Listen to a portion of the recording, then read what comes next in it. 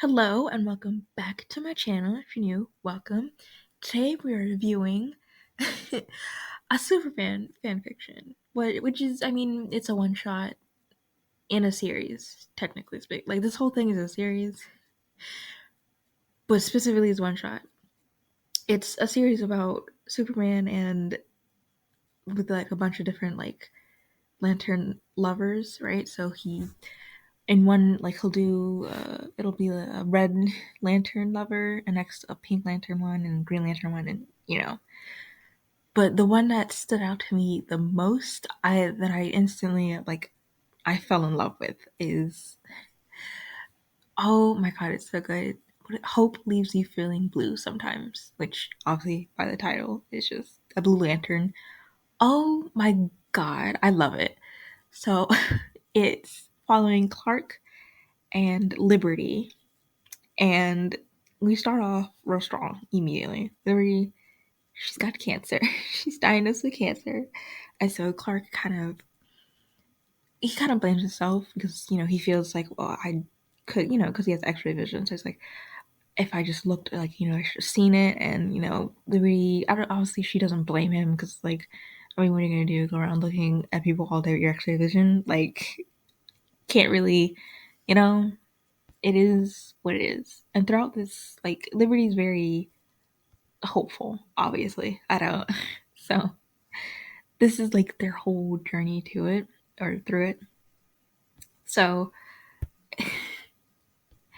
Clark is obviously like, seeing a difference because he's very, you know, to see it, it's like, oh, yes, the cancer was aggressive, but the treatments, because like her getting, you know, chemotherapy and everything, it's like, it just sucks. Like it's like him watching it suck the life out of her, and it's like he's really going through. He's watching it happen. It's like changing her, and he doesn't really know what to do because obviously he can't really do anything. He's he doesn't not like he has magic to cure cancer. Like he can't do anything.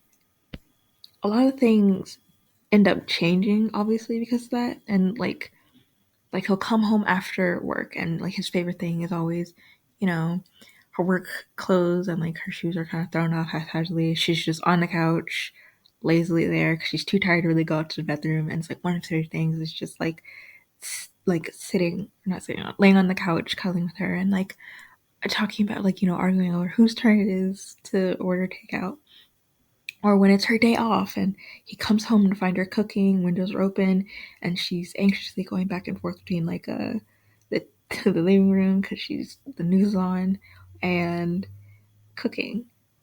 And instead, like his favorite thing in general is just coming home to her. And instead, he comes home to her. Well, nothing. He comes home, the lights are off, and she's kind of nowhere to be found at first. And his first thought of is just immediately like, what if this is it? Like, what if she dies? Like, this is it, and like, there's no reason for him. Like, there's no reason for him to come home anymore because no one's gonna be waiting for him. And so he's kind of spiraling, and not that it matters, because he calls out to her because he's like kind of afraid, and obviously she comes out. She had shaved her head because it was already kind of chemo and everything falling out, so she shaved it, and he's just glad that she's alive. And then we walk through the process of actually going through the treatment, and Clark being upset because they're saying, oh well, your insurance doesn't really cover the treatments you'll need, so we can't go through with the treatment until you have solid payment. And Clark is he's like, what, exercising some control because it's like she's dying and you're asking for money, that's what you care about. And so he's obviously upset about that. And money was kind of quickly becoming a problem because she was too sick to work at that point, and he was taking as much overtime as he could, and she was already dipping in drainings or dipping into her savings. He didn't have any, so he immediately suggests, what if we get married, And it's like, you want to commit insurance fraud? Like, well, technically, it wouldn't be insurance fraud. He's like, because I want to marry you. It just would, this would just be speeding up the process. It's like, I don't, She immediately kind of declines. Like, she's like, I don't want to marry. Like, I don't want you to marry me because you think I'm dying. And he's like, well, I mean, I'm doing it because I love you. It's like, then you'll wait until I get better. That way we can do it the right way, inviting all our friends, our family. And, Clark's immediately like, because he's worried. So he's like, but what if, like, there's so many what ifs, like, it's too late for that. Like, what if we don't get a chance? Like, what if, And she's just like, there's no what ifs. Like, it'll happen. And obviously, Clark's like, how are you so sure about this? Because it's like, there's a chance you might not make it. But also because she's like, I have you. And it's like, you give me hope. So she's very helpful throughout this entire, which obviously, throughout this entire thing. Next, the next thing we're knowing is like Clark is like Diana, right? Liberty calls up Diana because he's not doing too well, right?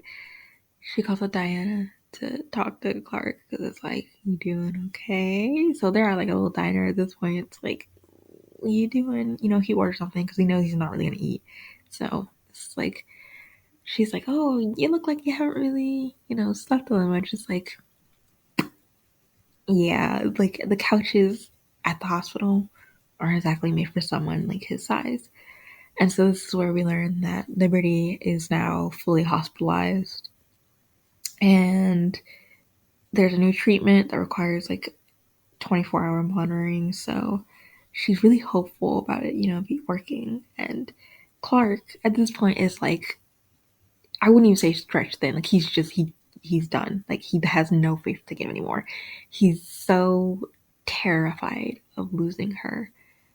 He just he doesn't have faith anymore because he's just like watching her slowly die. And he does break down during this kind of like conversation he has with, like, he snaps at her where, because Liberty was the one call her. It's like, so like, if you're doing okay, it's like, you should really be taking better care of yourself. And he's like, kind of snaps her. It's like, if your girlfriend's dying and you were like one of those power heroes in the world and all you could do was like watch it happen, I don't think you'd be like, it's all sunshine and rainbows. And this is when he tells her, it's like, she's telling me everything's gonna be okay, and like she's really hopeful about it, like she's going to beat cancer.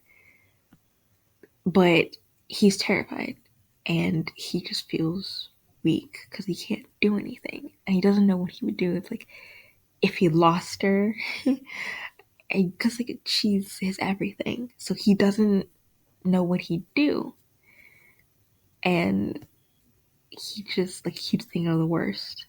He tries to be hopeful, but he doesn't even believe in any of the empty promises he really makes. Like, oh yeah, like of course I'm hopeful. He's not, but he's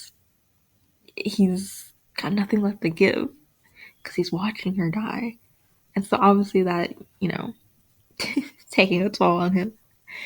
And then on the TV behind them, oh my god, I forgot what villain it was. They said it, but I don't remember now. But a villain is attacking. And oh my god, it's near the hospital.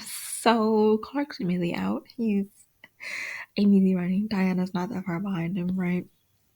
And I mean, cut to, minutes before the attack happened, with Liberty, she's at the hospital. Um, she's passing by the kids ward, basically, and how she's always wanted kids, and but she can't really have them because the cancer had started in her ovaries, so it's like way too late for anything. And then that's when the attack happens, and now she's like, oh, shit. So everything's a wreck, and she ends up crawling to this kid who's terrified and crying out for their mom. And so she ends up crawling to them, she ends up crawling to him and trying to calm him down to, it's like, it's okay, because he's terrified. She's like, it's okay to be, she's trying to calm down. It's like, it's okay to be scared, like, so she's trying to have like, a conversation with him. And this is when she's like, oh, I'm not supposed to tell you this, but my best friend's Superman. So, I mean, she's not lying. I don't know. I think you're dating someone, you're also kind of sure your best friend. But at this point,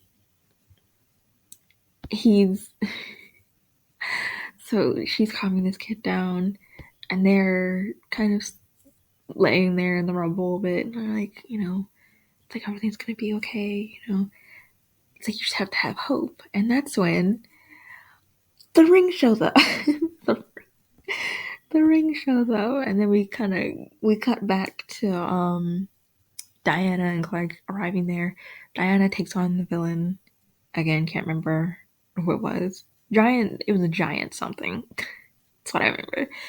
But she ends up taking on the villain, and for him to go, like, because he obviously his first thought is, "Where's Liberty?" And so he's immediately like he can't find her, right? So he immediately dulls his senses, trying to focus on her, trying to hear her voice or her heartbeat or to anything to find out where she is. Except he doesn't. There's nothing, right? Nothing comes up for him. So he immediately is like off the rails. And so, he's thinking like you killed her. So he immediately goes off the rails. And even though the villain at this point, like, cause he's punching him, it's like unconscious, right? And one woman yells at him, it's like, you're gonna kill him. He's not hearing any of this, right? Because all he's thinking is, she's dead, like, she's gone, he couldn't save her, like, he wasn't strong enough, he wasn't good enough. And then suddenly a shield appears, right? And Clark's immediately thinking, oh, it's something to do with, Diana. It's not. Looks up. It's because he instantly recognized her. It's Liberty, right? And her, whatever Blue Lantern form looks like, whatever. And so she, he's just, at this point, he's real happy, she's kind of like a little bit disappointed. It's like, you're gonna kill it, right? But he's just, because he thought, she was dead. But he's just real happy, that she's alive and is seemingly well, because I mean, she couldn't really, she's weak from everything, so. But she was, well, her and Joey, I guess, are fine at this point. Sure, somewhat anyway. So then we cut to kind of the aftermath of all of it. It is him kind of continuing their routine, sort of. Is him coming home. He finds her there. It's like, oh, you're early. He's like, oh, for once I'm on time. I met a deadline. And he flew somewhere to get some food, and because he wanted to surprise her. And she's not upset, but she's like, oh, you always have to one up me, because she had went to Smallville to get, because she went to Smallville to his parents, right? So she came in with pie, but obviously, because she could fly there now, because the whole, oh my god. And in that we learn that Liberty kind of becomes, well, now everyone knows, like, oh my god, Superman has his own superpowered girlfriend. Oh my god, secret identities, whatever. And Liberty kind of takes on the role of a like a hero, but for like a medic hero, right? So she's like a first responder. That's the word I'm looking for. Like a first responder, civilians and heroes. That's the role she kind of takes on. And cancer gone. She's fine. She's magically healed from the ring.